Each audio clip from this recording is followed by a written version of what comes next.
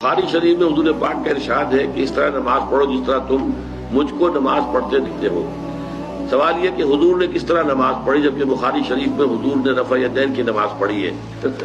بخاری شریف میں حضور نے رفع یدین کی نماز پڑھی ہے۔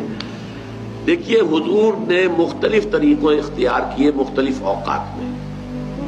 اب صحابہ کا طرز عمل یہ ہوتا تھا کہ مثلاً ایک روایت آتی ہے کہ ایک صحابی حضور سے ملنے آئے، کوئی بدوی تھے، دیہات کے آدمی تھے۔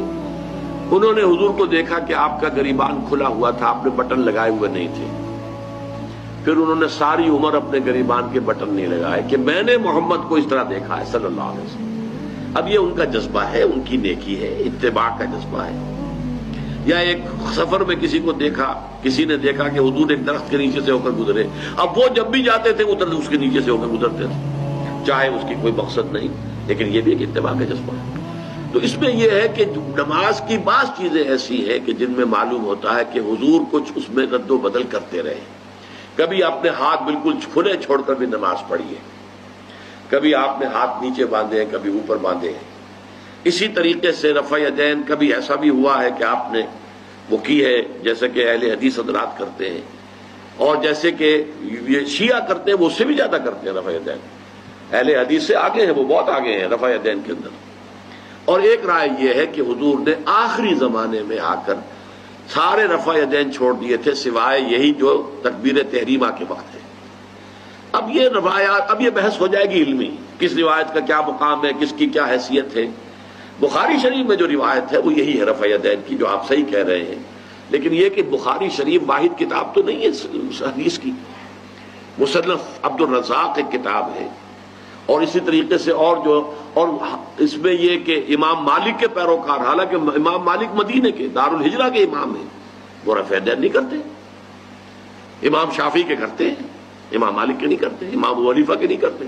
تو ان چیزوں میں بہت زیادہ پریشان ہونے کی ضرورت نہیں ہے۔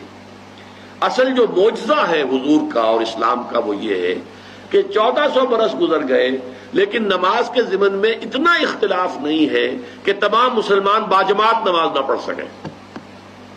دیکھیے، رفع یدین کرنے میں جماعت ٹوٹی نہیں، آپ نے کیا یا نہیں کیا، جماعت کی فارمیشن برقرار رہی۔ فرض کیجئے کوئی شخص یہ سمجھتا کہ پہلے سجدہ ہے پھر رکوع ہے، تو اب یہ دو آدمی ساتھ نماز نہیں پڑھ سکتے، جن میں سے ایک کے نزدیک پہلے رکوع ہے پھر سجدہ ہے، دوسرا یہ سمجھتا کہ نہیں پہلے سجدہ ہے پھر رکوع ہے، نہیں ہو سکتی، ان کی جماعت اب جمع نہیں ہو سکتی۔ یا کسی کا یہ خیال ہو کہ جیسے ہر رکعت میں رکوع ہے کہ سجدہ بھی ایک ہے، وہ ایک سجدہ کر کے کھڑا ہو جائے۔